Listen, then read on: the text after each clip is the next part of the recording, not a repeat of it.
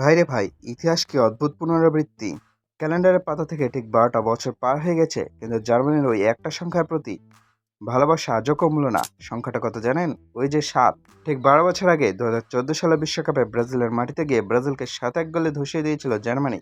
আর আজ ২০২৬ বিশ্বকাপের মঞ্চে নিজেদের প্রথম ম্যাচে কুরাসাওকে ৭-১ গোলে উড়িয়ে দিয়ে সেই এক যুগ আগের মিনেইরাইজোর স্মৃতি মনে করিয়ে দিল ডাইম্যানশাফটরা। যারা জার্মানি ম্যাচ দেখছেন তারা খেলা দেখেন নাই ভাই, তারা আসলে মাঠের মধ্যে 7 আপের বন্যা দেখছেন। নাগলসম্যানের শিশুরা টুর্নামেন্টের শুরুতেই এমন একটা হুঙ্কার দিল যে বাকি দলগুলো এখন ভয়ে কাঁপাকাঁপি শুরু করে দিছে। এখন কথা হচ্ছে, কুরাসাও বেচারাদের তো প্রথমবার বিশ্বকাপ, ওরা জীবনে প্রথমবার বিশ্বকাপের মঞ্চে খেলতে এসে ডিরেক্ট ব্রাজিলের 7 আপের রেকর্ডে ভাগ বসিয়ে দিল। তবে এখানে কুরাসাওকে আমার একটু ডিফেন্ড করতে ইচ্ছা করছে ভাই। একটা দল কতটা খারাপ খেললে 7টা গোল খায়, সে হিসাব তো করবেনই। কিন্তু কুরাসাও তো তবুও প্রথমবার বিশ্বকাপ খেলতে এসে খাইছে, তা আবার নিজেদের দেশে না, বিদেশের মাটিতে। কিন্তু আরেকটা দল আছে না ভাই, ওই যে হলুদ জার্সি পরা দলটা, যারা নিজেদেরকে ফুটবলের বাপদাদা দাবি করে, জন্মলগ্ন থেকে বিশ্বকাপ খেলে তারা এই জার্মানির কাছেই নিজেদের ঘরের মাঠে নিজেদের দর্শকদের সামনে হাউমাউ করে কাঁদতে কাঁদতে 7টা গোল খাইছিল। ওরাসাও তাও তো বলতে পারবে, ভাই আমরা ছোট দল, জার্মানির নাম শুনে ভয় পাইছি। কিন্তু 5বারের বিশ্ব চ্যাম্পিয়নরা ঘরের মাঠে 7 গোল খেয়ে যে ইজ্জতটা পাংচার করছিল, কোরাসও আজ সেটা মনে করিয়া দিল। ব্রাজিল ভক্তরা আজ কোরাসের ম্যাচ দেখে নিজেদের পূর্ণ ক্ষতে হাত বুলিয়ে ভাবছে, আহা, আমাদের দুঃখটা বোঝার মতো অন্তত একটা দল তো পাওয়া গেল। জার্মানির একটা জিনিস ভাই মানতেই হবে, তারা যদি কাউকে বাস দিতে চায় একদম ফিক্সড মাপে দিবে, 7টাই দিবে।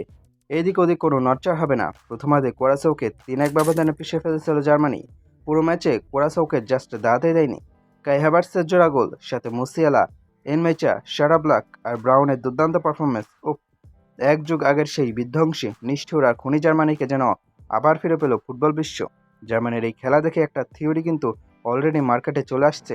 থিওরিটা কি জানেন? ফুটবল দুনিয়ায় একটা কথা প্রচলিত আছে, জার্মানি যেবার কোনো বড় দলকে বা বিশ্বকাপকে কাউকে 7টা গোল দেয়, সেবার নাকি ট্রফি ওরাই ঘরে তোলে।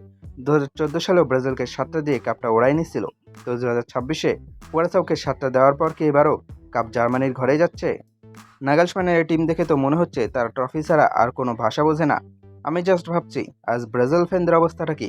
জার্মানি যখন একটা একটা করে গোল দিচ্ছিল আর স্কোরবোর্ডে যখন 7-1 লেখা উঠলো, ব্রাজিল ফ্যানরা তখন টিভির সামনে বসে 1 2 3 গুনছিল আর ফ্ল্যাশব্যাকে 2014 সালে সেই কালো রাতের কথা ভাবছিল।